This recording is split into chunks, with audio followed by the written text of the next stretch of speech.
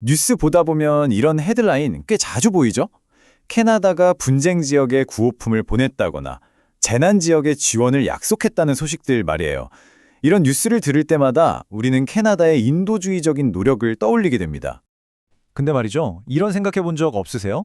캐나다 정부가 돕겠습니다 하고 발표하는 그 순간부터 그 도움이 절실한 사람들 손에 실제로 닿기까지 그 뒤에는 과연 어떤 복잡하고 거대한 과정이 숨어 있을까요? 오늘 저희가 바로 그 여정을 한번 쭉 따라가 보려고 합니다. 자, 그럼 이 여정의 가장 첫 단계부터 한번 시작해 볼까요? 도대체 캐나다는 왜 어떤 원칙을 가지고 국제 원조를 결정하는 걸까요? 캐나다의 지원은요, 어떤 정치적인 계산이 깔려 있다기보다는 바로 이 네 가지 국제 인도주의 원칙을 따릅니다. 인도성, 중립성, 공정성, 그리고 독립성이죠.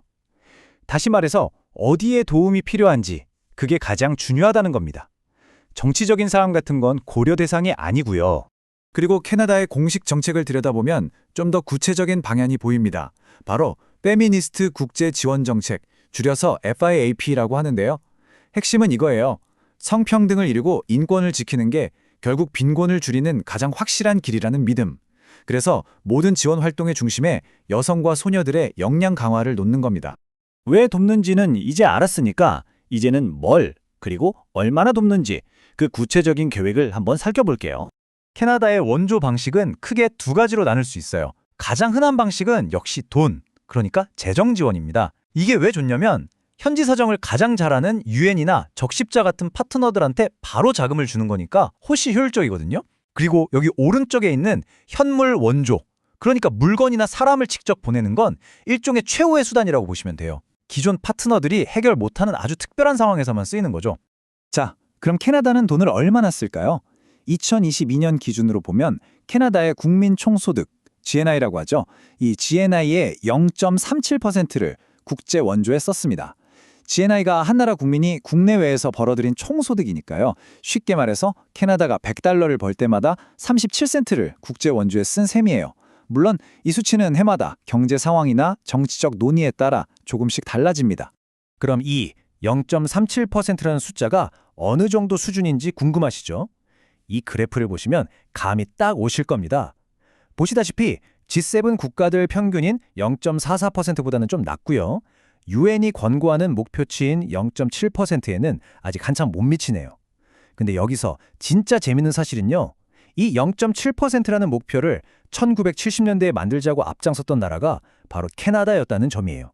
자, 이제 정책 얘기를 넘어서 이걸 실제로 움직이는 핵심 주체들을 만나볼 시간입니다. 이들이 바로 원조 임무를 현실로 만드는 사람들이죠. 바로 캐나다 상업공사 CCC입니다. 아마 처음 들어보는 분들도 많으실 텐데요.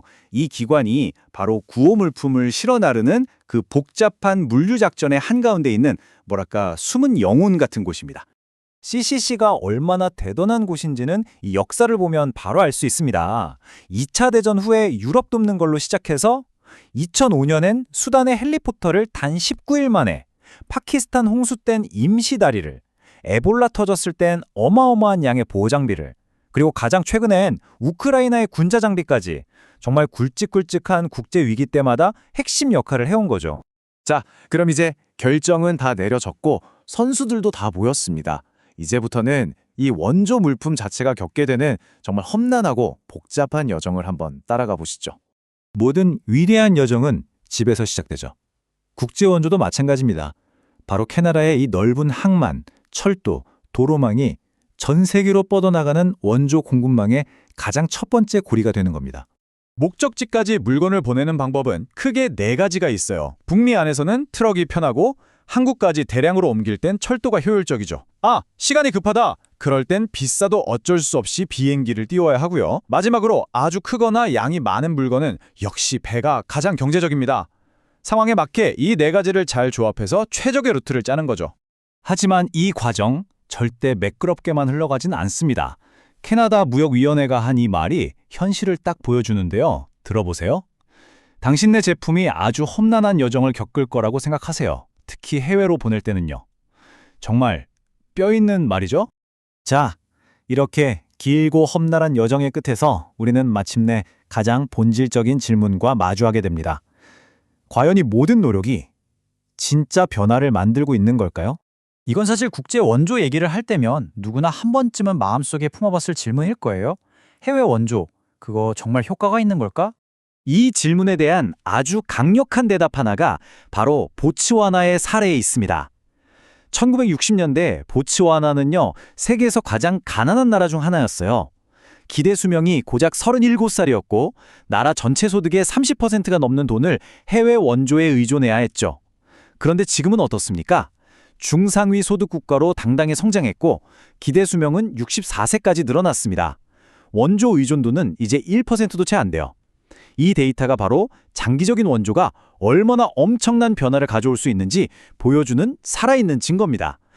오늘 저희는 캐나다의 원조가 시작되는 순간부터 저 멀리 재난 현장에 닿기까지 그 기나긴 여정을 함께 했습니다. 이제 마지막으로 이 질문을 여러분께 던지며 마무리할까 합니다. 세상은 점점 더 많은 도움을 필요로 하는데 한정된 자원을 가진 우리는 과연 국경 밖의 사람들과 우리 안의 문제들 사이에서 어떻게 균형을 잡아야 할까요? 어쩌면 이게 오늘을 살아가는 우리 모두에게 주어진 가장 큰 숙제 중 하나가 아닐까 싶습니다.